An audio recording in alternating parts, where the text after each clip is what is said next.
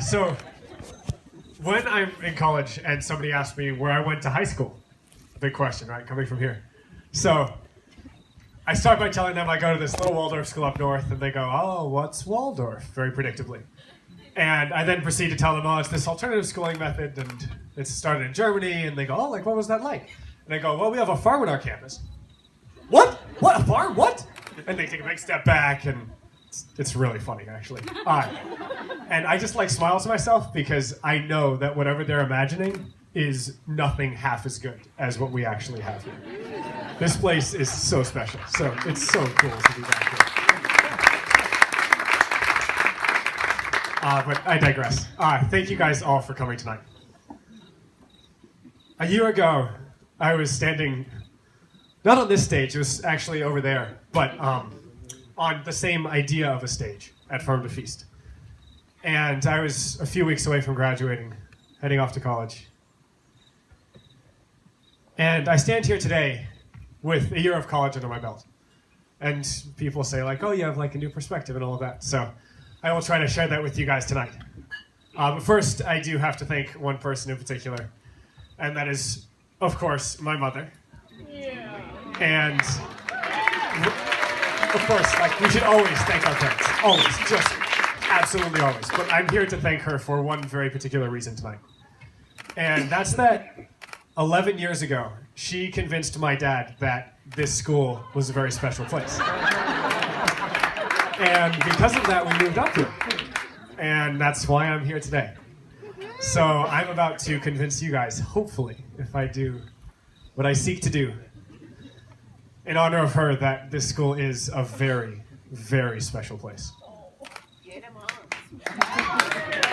Get 'em moms. Get 'em moms. Well said.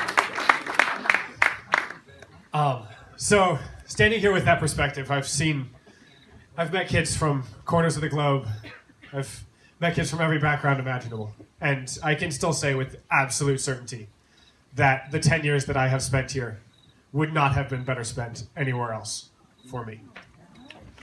So the natural question, of course, is why?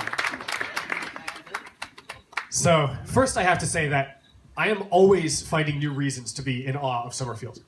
And it really takes a remarkably incredible place to impart you with gifts that lead to your success that you're not even aware to be grateful for. Like that's amazing. So I'm gonna share with you guys what I've found so far. There was a study done on advanced versus not advanced math classes in high schools and public schools across the country, in which people went into these classes and asked them a question they knew the kids did not know the answer to, and tried to see which class figured it out first. And it turns out that in almost every instance, the more, quote, normal classes solved the problem first. And they began to examine why this phenomenon happened. And it turns out it's because the kids in the, quote, normal classes had asked at least 20 questions by the time somebody in the advanced class would raise their hand.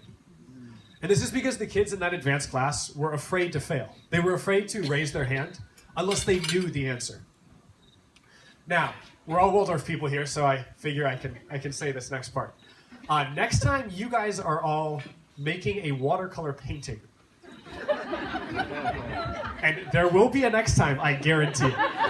There's always a next watercolor painting. I want you guys to try to make a watercolor painting where you only touch that brush to that paper if you know exactly what you want the stroke to look like and can guarantee that it's going to look like that. And I guarantee you it's going to take a long time. So what I'm trying to say here is that this fear of failure, it stifles our creativity. It stifles our ability to learn in general. So never before have I been more sure that I'm going to school with all the kids from that advanced class than when my economics professor asked us a question we didn't know the answer to. We were talking about price discrimination, which is this idea of charging different prices to different people, basically to get more profit, because most of econ's about that. So, but we were talking about this, and he asked us, why is it that movie theaters charge different prices to seniors and students? And there's 120 kids in the class, and he was met by 119 hands firmly in laps, unwilling to raise their hand because they weren't sure what the answer was. Now, usually being the odd kid in that class, I raised my hand and volunteered an answer. And my answer was that, well, couldn't it be because those people tend to go to the movies at very different times than normal people? Students tend to go, sorry parents, very late at night. Sorry if you didn't know that. And seniors tend to go much earlier in the day. And this is obviously a more efficient way to distribute your product. And it turns out that was right, but that's not what's important here. Not at all what's important. What's important is what happened afterwards. So he asked 2 more similar questions, and the class just erupted with hands. And over 20 people raised their hands to answer each question with creative, innovative ideas about what was possible for an answer. And it was just so fascinating to see that as soon as this fear of failure evaporated, what we could achieve.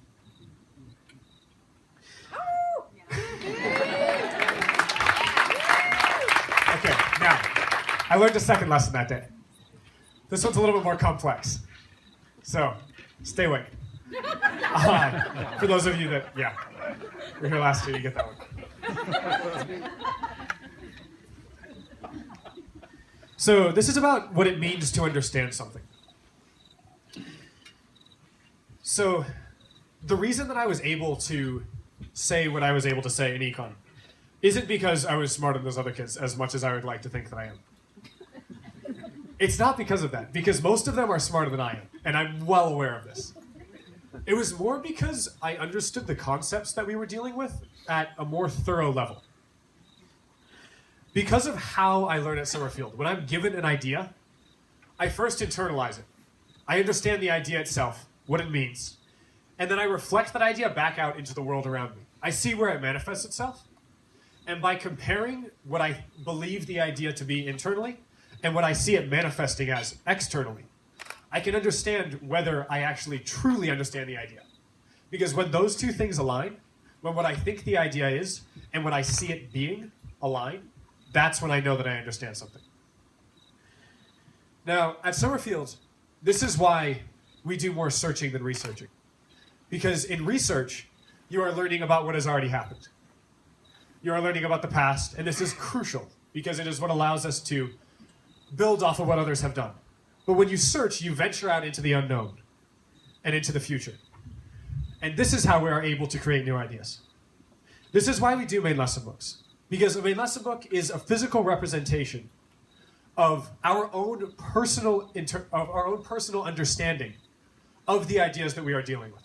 And we use those as a manual to look out into the world, see those ideas, and compare them to what we believe they are. And this is how we truly find understanding.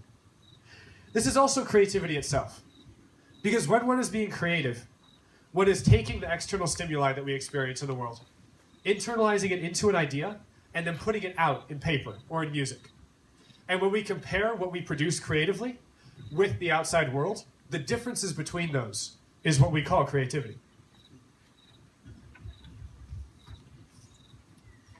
Now, this last point is a little even more subtle. It's on intuition. And while this seems like it would be totally useless in higher education because it is pretty unmeasurable, it's actually essential. It's the reason that we can better understand what it means for a sound to have timbres in physics, because we play music. It's the reason that in optics, we can understand what it means for light to reflect at the same angle off the normal, because we are constantly working with light and shadow in drawing.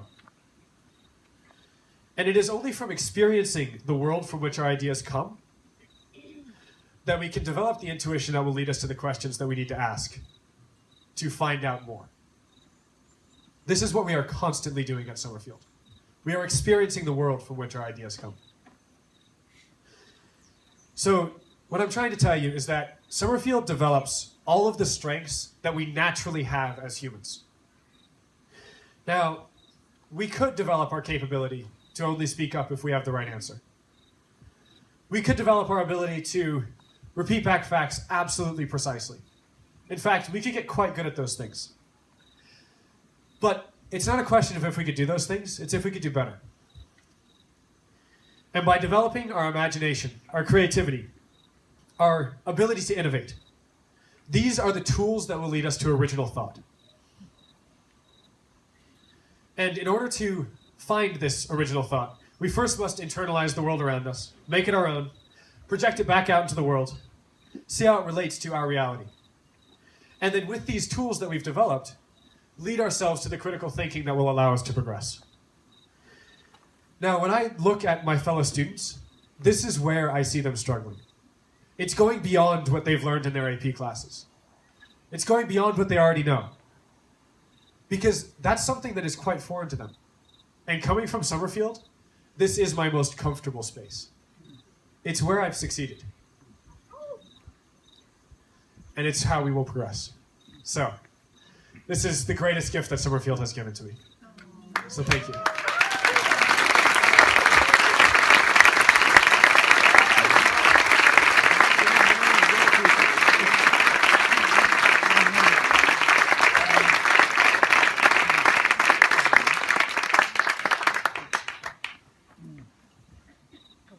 Erica. And now I would like to introduce Erica, who has a few words. No, sorry. Hi.